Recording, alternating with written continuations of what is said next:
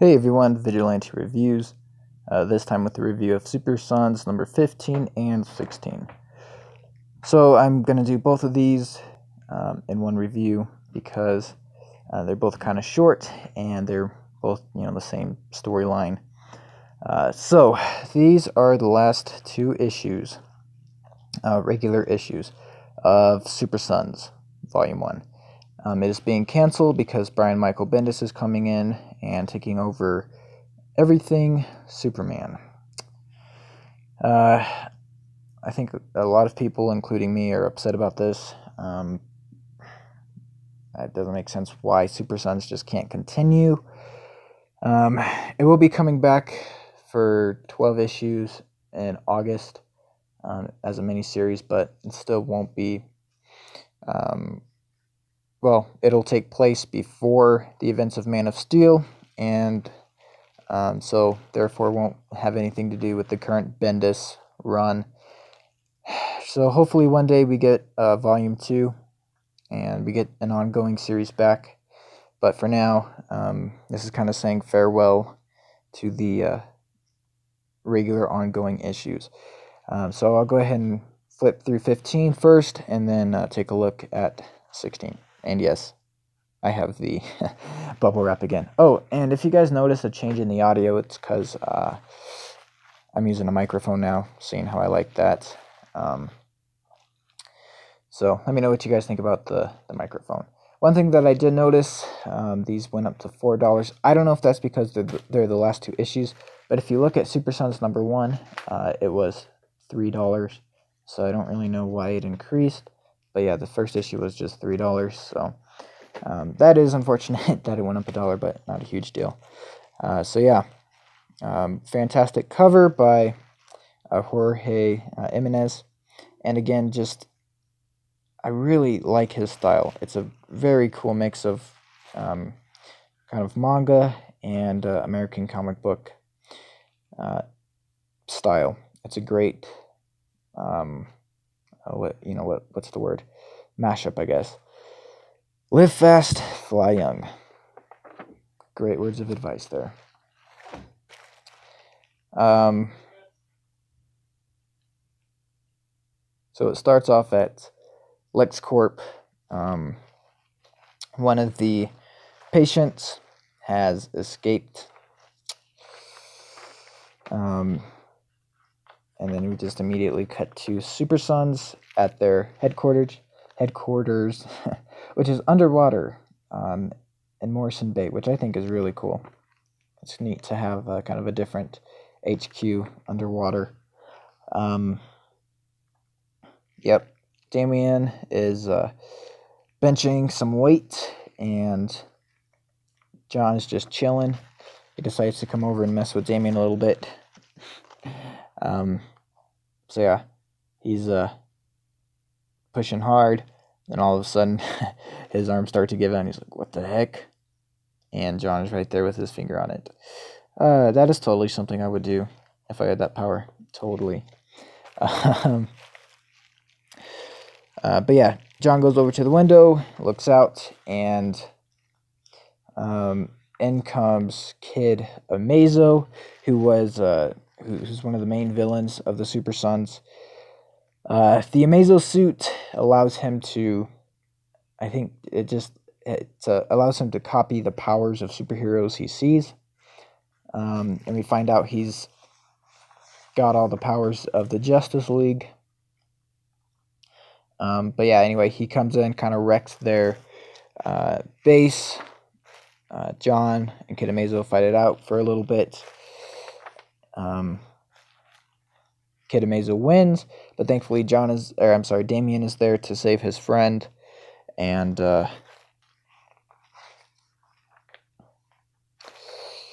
let's see. Oh, I guess he got snagged again by these tentacle arm-looking things from Kid Amazo. So they're both being dragged down, and then all of a sudden you see Cyborg's hand pull in. He pulls out Damian, and then they go follow Kid Amazo, who's captured John. It was really cool to see Cyborg in this book. Yeah, it was really cool. So yeah, the Kid Amazo suit is looking for a host, because apparently the one that he used to have, whose name was apparently Reggie, I don't know if like the suit like destroyed him or what, but anyway, he's looking for a new host. But dang, yeah, this is a dark panel right here. He just kind of shows him how he killed Reggie. Yeesh. So yeah, that really pisses John off, and he tries to go kick his butt, but gets stopped dead in his tracks.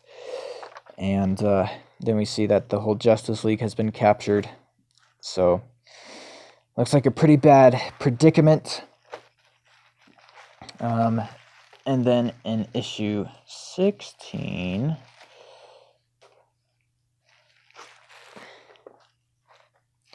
I'll come back to that in just a second. Well, no, I'll just cover it right now. So these are a couple of kids in the future.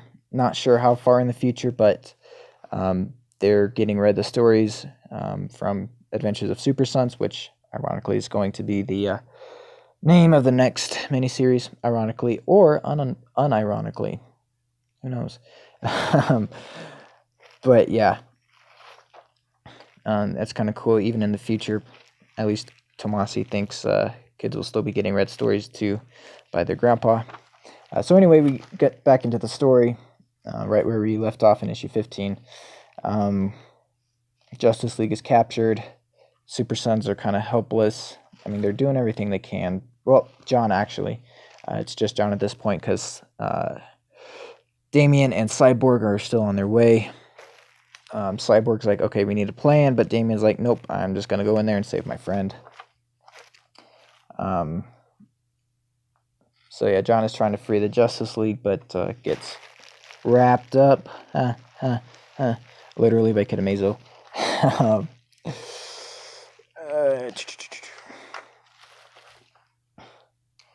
And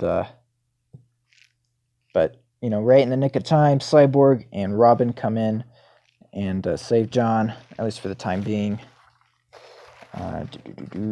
This looks really good, by the way. I heard it was good. Probably won't buy it because I'm not a huge fan of Hawkman and my budget's tight as it is, but it does look good.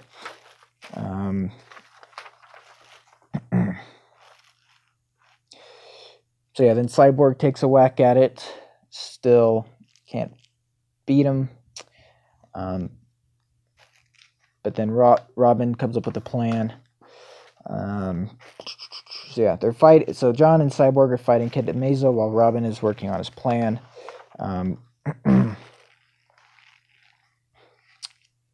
So the plan is to let Kid Amazo try and take over Cyborg's body, or at least make Kid Amazo think he is going to do that, because you know Cyborg would be a really good host for Kid Amazo because he's part human, but he's also part robot, which gives him a unique ability to both absorb the Kid Amazo suit and still remain kind of human, I guess. I don't know. But anyway, so yeah, they're still working on their plan, and Kid Amazo does, you know, take over Cyborg, which was part of the plan. So it's okay. Hold on. So apparently Batman's glove has this tech in it, which, well, you'll see what it does in a minute. So anyway, Superboy takes off Superman's cape. He doesn't tug on it, he just takes it off. And Damian has Batman's glove. So he kind of plays a Toro with Cyborg, catches him, and then Batman's gauntlet apparently houses this mechanical plug-in, which shocks the heck out of Cyborg / Kid Amazo, and it just makes him go haywire. And you know, while he's being basically tased. Robin and Superboy make their move, separate Kitamazo from Cyborg, and just beat the crap out of Kitamazo. So Damian's plan worked, thanks to the help of John. And turns out they gave Cyborg a mini stroke on purpose, but that was all good because it worked. So the Justice League is free. They're awake now. Superman says, maybe our sons need a new sitter, Batman. And Batman's like, yeah. So, of course, the kids are like, we can explain. Diana defends them, which is cool.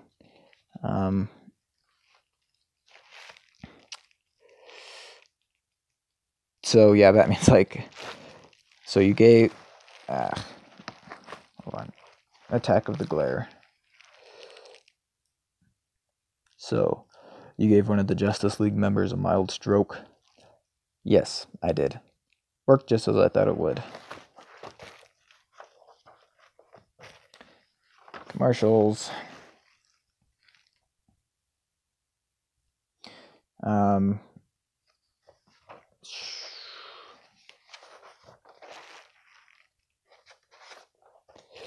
Yeah, I guess Batman just says, yeah, so you gave one of the Justice League members a stroke.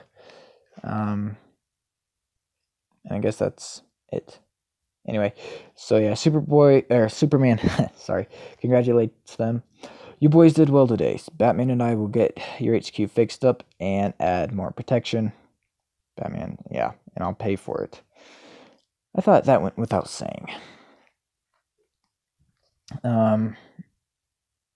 So yeah, they're basically like, I think you boys are on the road to becoming better than your fathers. And Batman says, something?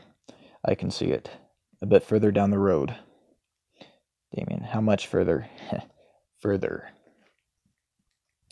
So, Damian appreciates the comment, and they're kind of like, yep, thank you for the compliment, and we completely agree with you, of course.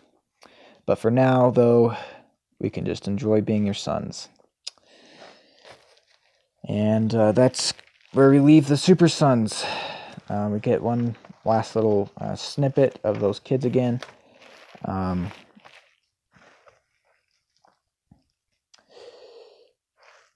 So yeah, the kids are like, that can't be it. You have to tell us what happened next. So again, like, this is exactly the reaction that the fans had.